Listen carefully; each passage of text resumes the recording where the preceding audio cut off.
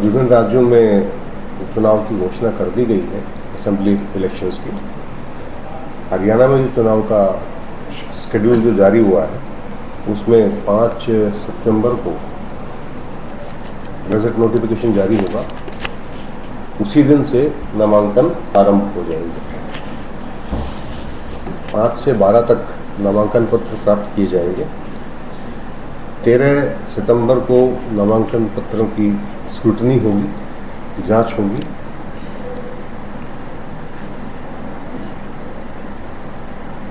नामांकन पत्र वापस लेने की अंतिम तिथि 16 सितंबर होगी और उसके बाद 1 अक्टूबर को राज्य में विधानसभा के चुनाव कराए जाएंगे। सभी चुनाव एक साथ होंगे, एक ही फेज में चुनाव कराए जाएंगे और 4 अक्टूबर को मतों की गणना की जाएगी। तो इस विषय में कुछ तथ्य मैं आपके माध्यम से शेयर करना चाहूँगा। जैसे कि जिला झज्जर के बारे में आपको पता है, हमारे यहाँ 4 असेंबली कॉन्स्टिट्यूंसी हैं। 64 बहादुरगढ़, 65 बादली, 66 झज्जर SC रिजर्व और 67 बेरी। इनके जो रिटर्निंग ऑफिसर्स हैं इनके बारे में आप ऑलरेडी जानकारी रखते हैं। 64 बहादुरगढ़ में श्री परमजीत चहल SDM बहादुरगढ़ वो रिटर्निंग ऑफिसर हैं। 65 बादली में सतीश यादव जी रिटर्निंग ऑफिसर हैं। 66 झज्जर में रविंद्र यादव जी रिटर्निंग ऑफिसर हैं और 67 बेरी में रविंद्र मलिक जी रिटर्निंग ऑफिसर हैं। जैसा कि आपको ध्यान होगा, जब लोकसभा के चुनाव हुए थे, जिले में कुल 797 मतदान केंद्र थे। 796 और एक ऑक्सिलरी बनाया गया था बहादुरगढ़ में। उसके बाद के मतदाताओं की रजिस्ट्रेशन के आधार पर और चुनाव आयोग के आदेशों के अनुसार 1500 से अधिक मतदाता किसी भी बूथ पर नहीं रखे जाने हैं। उसको ध्यान में रखते हुए जहाँ जहाँ पर आसपास के मतदाता केंद्रों से समायोजित किया जाना था वो किया गया और जहाँ पर संख्या उससे ज़्यादा थी वहाँ अतिरिक्त बूथ बनाए गए हैं। इस प्रकार कुल जिले में 11 बूथ नए बनाए गए थे। तो इस वक्त कुल संख्या पोलिंग स्टेशंस की वो 807 हो गई है। ये तथ्य मैं इसलिए भी कहना चाहूँगा क्योंकि जो मतदाता हैं उन्होंने हाल ही में वोट डाला है और निश्चित है कि उन्हें अपना बूथ नंबर याद होगा, लेकिन जब वो मतदान करने के लिए जाएंगे तो हो सकता है उसको बूथ का सीरियल नंबर उन्हें बदला हुआ मिले। कहीं पर 1, कहीं पर 2। जैसे कि बहादुरगढ़ में सबसे ज़्यादा 9 बूथ बने हैं। तो बहादुरगढ़ में जो आखिरी के बूथ हैं, जहाँ पे बूथ नंबर किसी ने मान लीजिए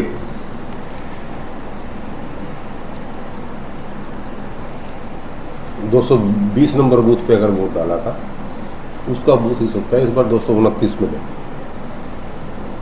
लोकेशन वही रहेगी, बूथ नंबर बदल रहा है। तो ये मैं अनुरोध करूंगा आपके माध्यम से कि ECI की वेब पर वोटर साइट पर जाकर के मतदाता अपने बूथ नंबर को चेक कर सकते हैं। 1-2 स्थान पर बूथ जो है वैकल्पिक स्थान पर बनाया गया है। एक उदाहरण इसका झज्जर का है, जो प्राइमरी स्कूल में बूथ थे, सैनी धर्मशाला में उसका एक बूथ बनाया गया शिफ्ट करके, क्योंकि वहाँ पे ऑलरेडी बहुत भीड़ भाड़ की सिचुएशन थी। जो कुल 807 बूथ हैं वो 405 लोकेशन पर है, जिसमें से 64 लोकेशन अर्बन हैं और 341 रूरल हैं।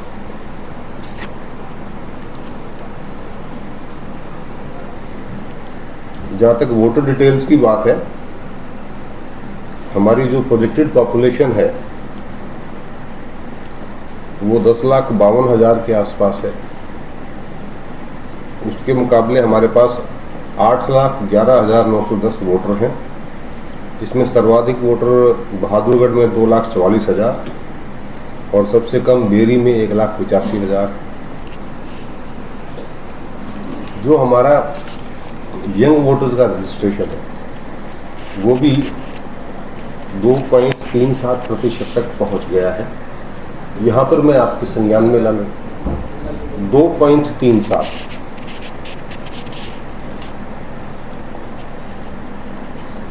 यहाँ मैं आपके संज्ञान में ये भी लाना चाहूँगा कि हमें विभिन्न राजनीतिक दलों से, राजनीतिक लोगों से कुछ आवेदन प्राप्त हुए हैं जिसमें उन्होंने बल्क में या तो संख्या लिख करके या सूची लगा करके हमें ये बताया है कि ये वोट अब यहाँ नहीं रहते हैं, इनको काटा जाए।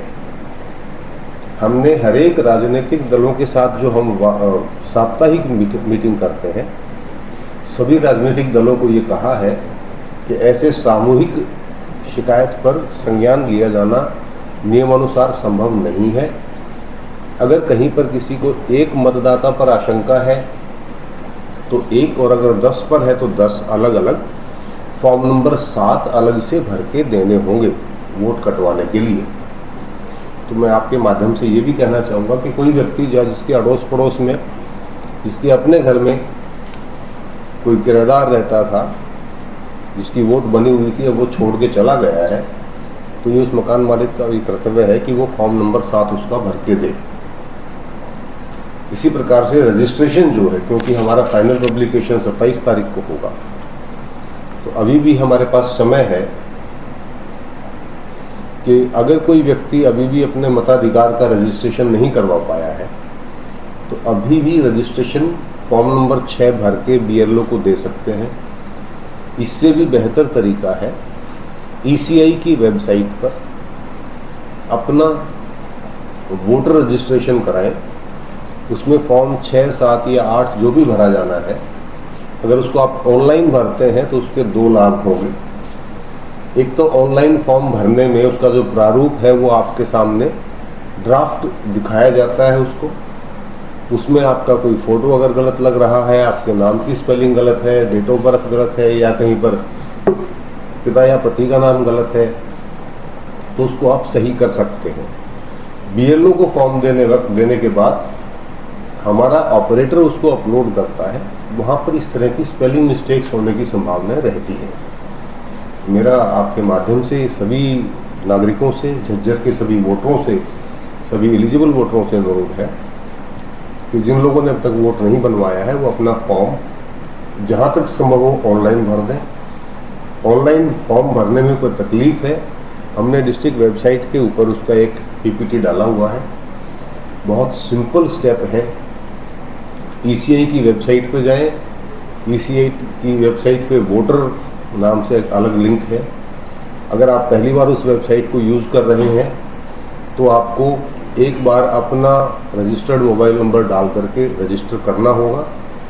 उसके बाद आप जो भी फॉर्म भरना चाहेंगे, फॉर्म नंबर 6, 7, 8 जो आपने भरना है वो अब आप फॉर्म भर सकते हैं। जो डॉक्यूमेंट आपको फिजिकली सबमिट करने होते हैं वो आप डॉक्यूमेंट ऑनलाइन सबमिट कर सकते हैं। नया वोट बनवाने के लिए 1 आयु का प्रमाण पत्र और 2 निवास प्रमाण पत्र या एड्रेस के प्रूफ होते हैं, चाहे वो आपका ड्राइविंग लाइसेंस है, चाहे वो आपका प्रीवियस कोई वोटर ID है, बैंक अकाउंट की कॉपी है, अन्य जो निर्धारित परमिसिबल प्रूफ है वो लगाए जा सकते हैं। जन्म के लिए आपका एजुकेशन सर्टिफिकेट, जो कि 10वीं का सर्टिफिकेट आमतौर पर माना जाता है।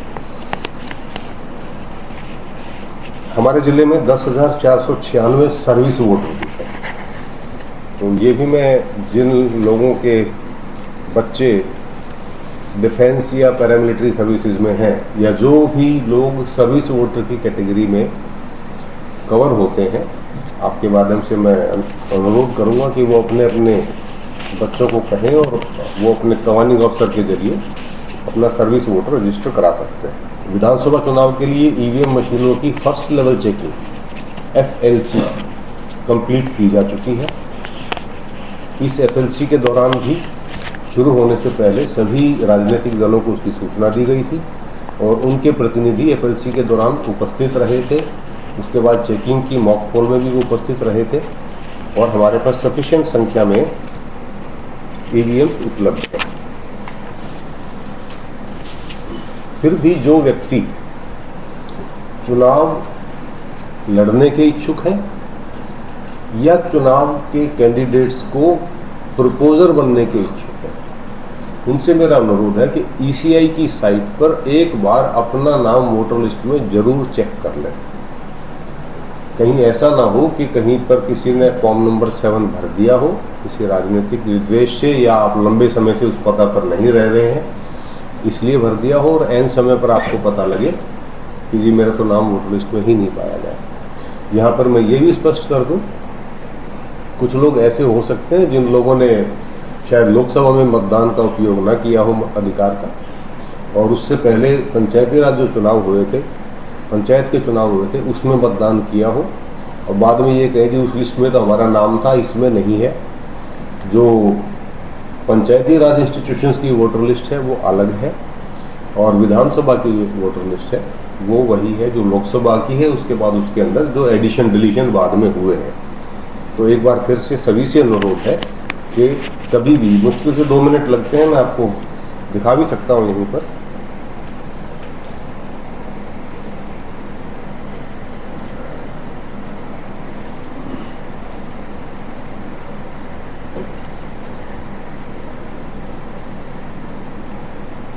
बहुत सिंपल है।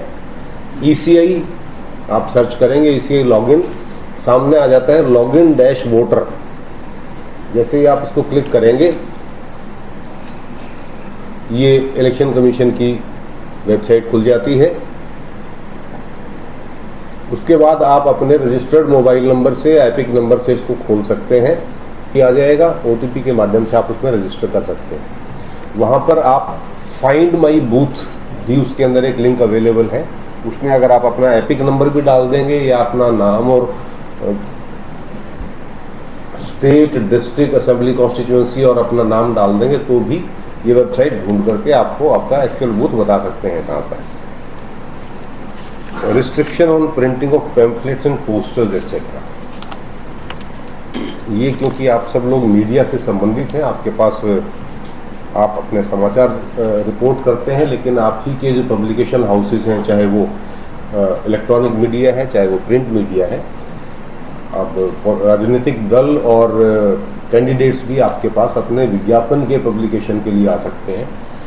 तो एमसीसी के दौरान राज्य स्तर पर जो पार्टियां हैं या तो राज्य स्तर पर अपने पब्लिसिटी मटेरियल की वेटिंग करा के अप्रूवल लेंगी एमसीसी से, मॉडल कोड ऑफ कंडक्ट की जो कमेटी है, और अगर जिला स्तर पर कोई इस तरह का पब्लिकेशन करना चाहता है तो उसकी क्लियरेंस जो है डीपीआरओ की अध्यक्षता में कमेटी है, वहाँ से उसका अप्रूवल लिया जाए। तो जब भी आपके पास कोई इस तरह का ऑर्डर प्लेस करने के लिए आते हैं, कृपा करके वो जो अप्रूवल है वो अपने पास जरूर रख लीजिए, अन्यथा उसमें अगर कोई आपत्तिजनक सामग्री होती है उसमें अनावश्यक परेशानी पब्लिशर को भी आ जाती है। टर्नआउट की बात है, जैसा कि आप सभी को पता है, पिछले लोकसभा चुनाव में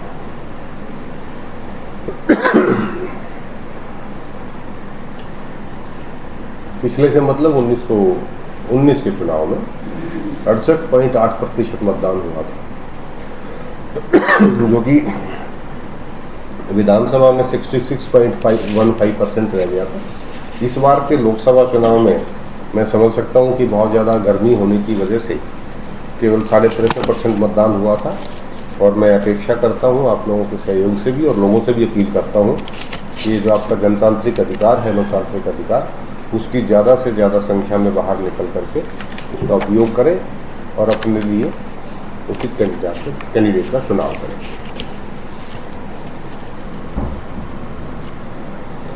ये टोटल 22 जनवरी 24 को जो संख्या थी उसके बाद 20,078 वोट ऐड हुए हैं।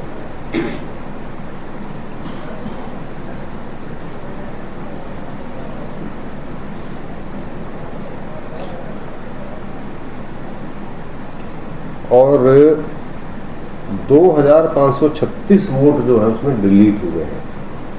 ये संख्या आपकी गलत है भाई। पिछली जो स्पेशल समरी रिवीजन हुआ था, मुझे जहाँ तक ज़बानी तौर पे याद है, मैं आपको मोटा मोटा बता देता हूँ, लगभग 32,000 नए वोट बने थे और 28,000 के करीब पुराने वोट काटे गए थे।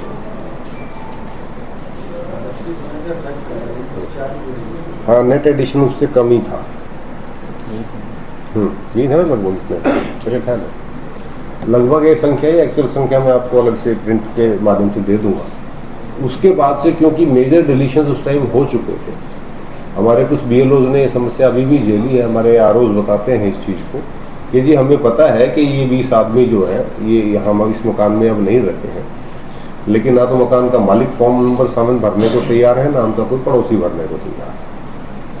तो यहाँ मैंने बार बार हर वीकली मीटिंग में सभी राजनीतिक दलों के लोगों से अनुरोध किया है कि ऐसे जितने भी वोटर हैं आप फॉर्म 7 भर दें, क्योंकि इन एनी केस हम फॉर्म 7 का नोटिस तो देने वाले हैं। अगर किसी व्यक्ति का फॉर्म 7 गलत भी भरा गया तो वो नोटिस की रिप्लाई दे देगा, उसका फॉर्म रह जाएगा।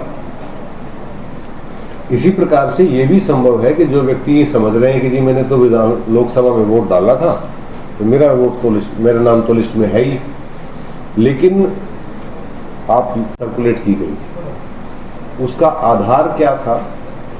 उसका आधार था कि जब चुनाव आयोग से वोटर इंफॉर्मेशन स्लिप VIS जब प्रिंट होके आई थी, वो BLO ने डोर टू डोर जाके बांटी थी और घर के मुखिया से या किसी व्यक्ति से उस घर के वोटों की रिसीट भी लेके आए।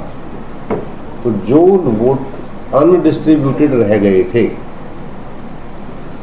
उसमें और उसके अलावा सर्वे में जिनका पता लगा था उसकी ASD लिस्ट बना दी गई। ASD लिस्ट का मतलब ये नहीं है कि वो वोट नहीं डाल सकता। ASD लिस्ट का मतलब ये है कि वो वोट डाल तो सकता है, लेकिन उसको अपना पहचान का जो कार्ड है वो एक की जगह 2 दिखाने पड़ेंगे।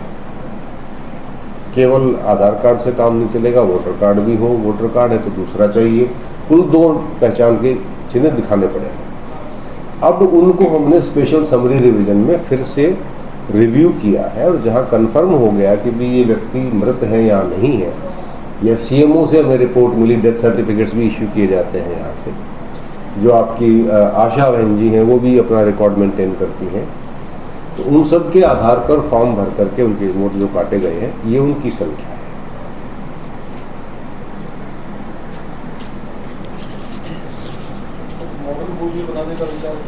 जी बिल्कुल, तीनों चारों कैटेगरी के मॉडल पोलिंग बूथ बनाए जाएंगे।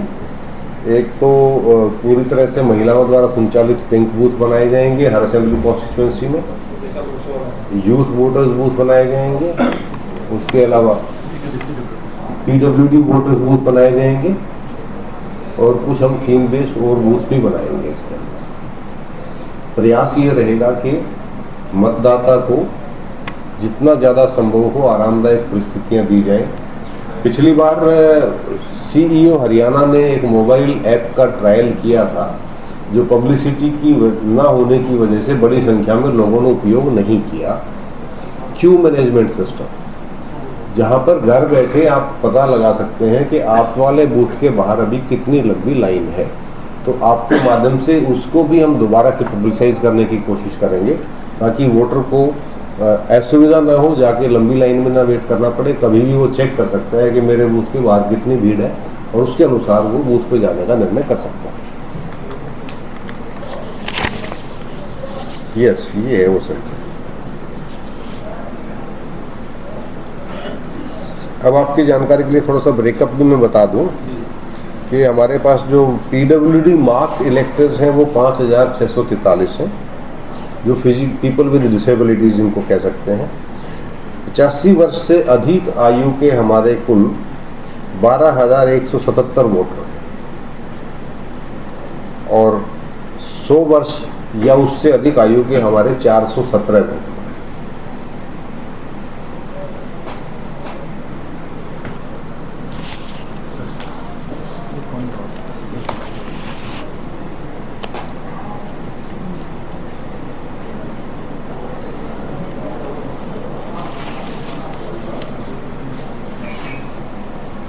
इसके अलावा कोई अन्य प्रश्न आपका अगर है तो? चुनाव कराया था इसी प्रकार से हम बगैर किसी शांति भंग होने के बहुत ही निष्पक्ष पारदर्शी तरीके से और शांतिपूर्ण चुनाव लोकसभा का भी करवा पाएंगे। चाहे उधर सर यार यहाँ से हटाओ कर, चाहे वो फ्लेक्स बोर्ड प्रिंट करते हो, चाहे वो दीवार पे पेंटिंग करते हो, ये कानून के अनुसार मैंडेटरी है कि हर ऐसे इश्तिहार के ऊपर, चाहे वो फ्लेक्स बोर्ड है, चाहे वो कागज का इश्तिहार है, चाहे वो दीवार पे लिखा हो, उसके ऊपर एक तो प्रिंटर का नाम जरूर छपेगा, नाम और पता। सेकेंडली, उस तरह के कितने पोस्टर छापे गए हैं उनकी संख्या जरूर छपेगी। और तीसरी चीज, उस पब्लिशर के पास जो छापने वाला है उसके पास उसके लिए एक वैलिड वर्क ऑर्डर जरूर होना चाहिए, किसी न किसी राजनीतिक दल अथवा राजनीतिक व्यक्ति द्वारा दिया गया। और उनकी अपनी सुरक्षा के लिए मैं अनुरोध कर दूं कि वो केवल ऑर्डर इस प्रकार से ना ले लें कि जी वॉल पेंटिंग 50 करवा दो।